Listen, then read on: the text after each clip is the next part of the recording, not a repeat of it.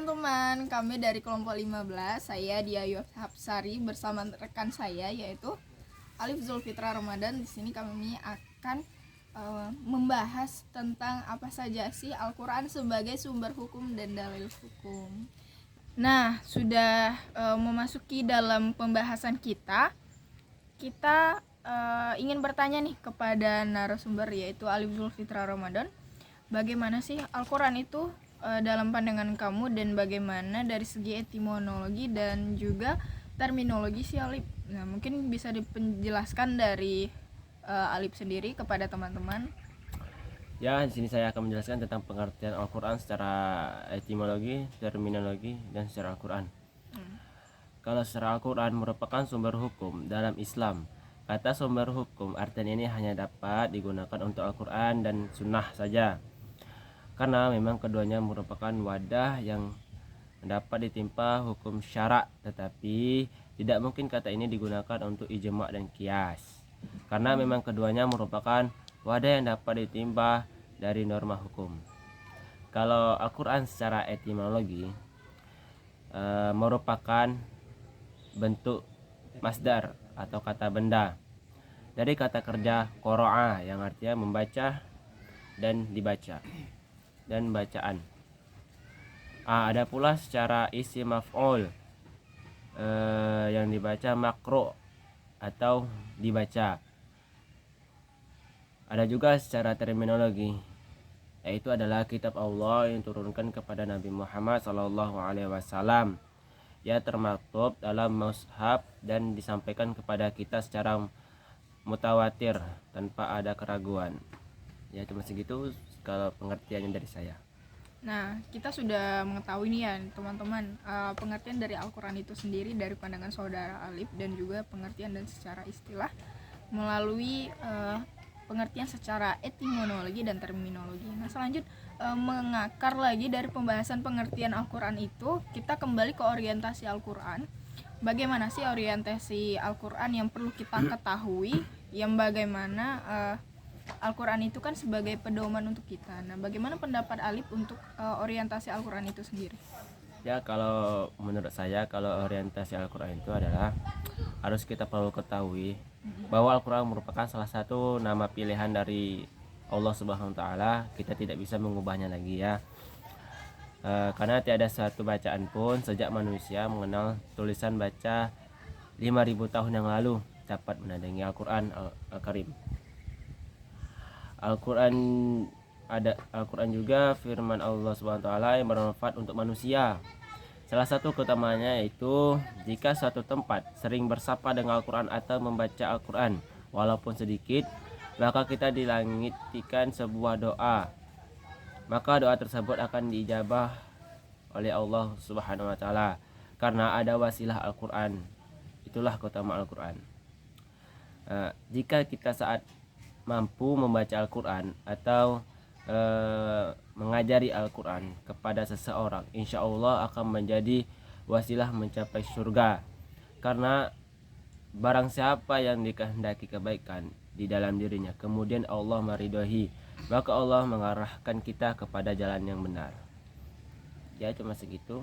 Nah, sudah kita sedikit lebih jauh ya melangkah tentang Al-Qur'an ini sendiri, mulai dari pengertian, orientasi, tetapi juga di dalam kehidupan kita itu kan ada dari segi rohani dan juga dari untuk kehidupan sehari-hari. Al-Qur'an itu berperan penting ya, Alif ya. Iya. Nah, jadi fungsi dan tujuan turunnya Al-Qur'an itu apa aja sih? Mungkin ada dijelaskan dari sisi pandang Alif bagaimana itu?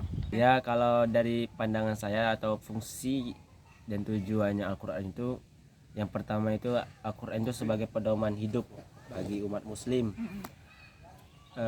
Yang kedua, Al-Qur'an itu sebagai petunjuk jalan yang benar. Dan itu yang ketiga, Al-Qur'an itu sebagai asyifa atau penyembuh, atau disebut dengan ayat obat penyembuh. Itu Dan juga pandangan lainnya bagaimana itu, Pak Lip? pandangan lainnya sepertinya ya banyak sudah jelaskan oleh ulama. Jadi cuma segitu yang saya ketahui. Jika ada tambahan lagi, saya kekurangan saya minta maaf.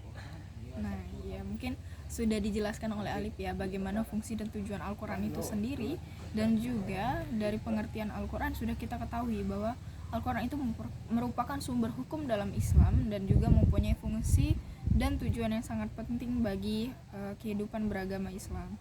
Nah, selanjutnya kita kembali ke pembahasan yang lainnya, yaitu kembali ke saudara Alif yang mungkin akan bertanya kepada saya kembali tentang Al-Quran sebagai sumber hukum dan dalil hukum. Ya, baik, di sini saya akan ingin bertanya kepada saudari dia. Stop dulu. Yaitu yang saya dah. Ya lanjut agak potong. Ya baik, saya akan ingin bertanya kepada saudari dia tentang Al-Quran sebagai sumber dalil hukum. Bagaimana Al-Quran dalam menetapkan hukum bagi saudari dia, itu bagaimana? Nah, iya teman-teman ya, sudah kita ketahui ya bahwa Al-Quran itu sebagai kitab atau kalamullah yang diberikan Allah kepada Nabi Muhammad, dan itu sebagai tuntunan hukum bagi umat beragama Islam. Nah, salah satu pentingnya bagaimana Al-Quran dalam menetapkan hukum yang saya ketahui yaitu ketika syariat menjelaskan bahwa hukum-hukum yang termaktub di dalam Al-Quran, yang pertama yaitu ketika mayoritas ayatnya berisi tentang tuntunan perintah dan larangan yang redaksinya tidak diawali dengan pertanyaan, yang seperti mungkin kita melaksanakan wajib sholat, wajib zakat, dan juga melaksanakan puasa di bulan Ramadan. Nah, itu kan sudah ada di dalam Al-Quran, dan bentuknya juga terkadang diawali dengan seruan dengan menyebuti ciri seperti ciri keimanan. Misalkan kita beriman kepada Allah, itu kan sudah ada dalam definisi yang ada di dalam Al-Quran, dan semua yang ada di seluruh bumi ini pun juga dikisahkan di dalam Al-Quran, tidak hanya satu saja, dengan kisah-kisah bahkan sejarah pun juga ada di dalam Al-Quran. Nah, maka dari itu Al-Quran sebagai sumber hukum utama dan juga akan dilengkapi dengan sunnah Rasulullah SAW. Mungkin itu aja saudara Alif. Ya, berarti menetapkan hukum Al-Quran itu sebenarnya sudah banyak disebutkan di dalam Al-Quran, tentang segala di dunia sudah disampaikan, sudah dimengertikan dalam Al-Quran. Ya, lanjut ke yang pertanyaan yang kedua, yaitu hukum apa saja yang terkandung dalam Al-Quran yang saudari dia ketahui? Nah, hukum yang terkandung dalam Al-Quran itu sebenarnya ada tiga komponen dasar yang saya ketahui ya teman-teman. Nah, tiga komponen dasar itu ada hukum amaliyah, hukum itikadiyah, dan juga hukum khuluqiyah.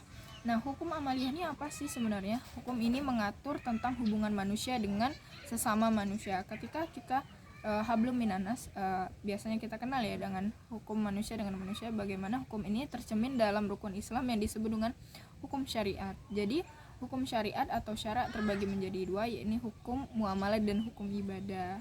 Nah, selanjutnya ada itu hukum itikadiyah yang saya jelaskan tadi, adalah konsep dasar hukum Al-Quran yang kedua. Hukum ini mengatur antara hubungan manusia dengan Allah, yang biasa kita kenal dengan hablum minallah ya teman-teman. Nah, secara rohani ataupun hal yang berkaitan dengan akidah, misalkan tentang keimanan kita. Nah, jadi hukum itikadiyah ini tercermin dalam rukun iman dalam agama Islam. Nah, selanjutnya yaitu ada hukum khuluqiyah. Jadi komponen dalam khuluqiyah ini adalah komponen dasar di dalam hukum Al-Quran yang terkait sangat jelas ya teman-teman. Jadi hukum ini berkaitan dengan perilaku manusia di kehidupan sehari-harinya. Jadi hukum ini mengatur semua kehidupan manusia. Jadi dan juga hukum ini tercermin dalam ilmu akhlak dan juga ilmu tasawuf. Nah, selain itu juga Al-Quran merupakan pedoman hidup yang jika dibaca akan memberikan pahala bagi umat muslim. Nah, salah satunya mendapatkan pahala, mendapatkan ketenangan hati, mendapatkan rahmat dan juga syafaat bagi yang membacanya. Dan juga memberikan derajat serta wibawa yang lebih baik, mententramkan hati dan lain-lainnya. Mungkin itu saja Saudara Alif. Ya, berarti Al-Quran itu sebenarnya banyak sekali manfaatnya. Kalau kita mau mengkaji dalam lagi tentang Al-Quran itu, kita akan mendapatkan banyak lagi pengetahuan tentang dalam sisi Al-Quran. Ya. Nah, baik, sudah kita ketahui nih ya bagaimana Al-Quran itu sebagai sumber hukum dan juga dalil-dalil hukum. Nah, jadi teman-teman, kita sudah mendengarkan penjelasan dari Saudara Alif dan juga saya tentang bagaimana sih pendapat kami berdua tentang Al-Quran itu sebagai sumber hukum dan sumber dalil-dalil hukum. Nah, jadi kita juga banyak mengambil hikmah dari pembelajaran dan pembahasan kali ini. Semoga ilmu yang kami berikan bermanfaat, dan apabila ada kekurangan mohon dimaafkan. Kami akhiri. Wassalamualaikum warahmatullahi wabarakatuh.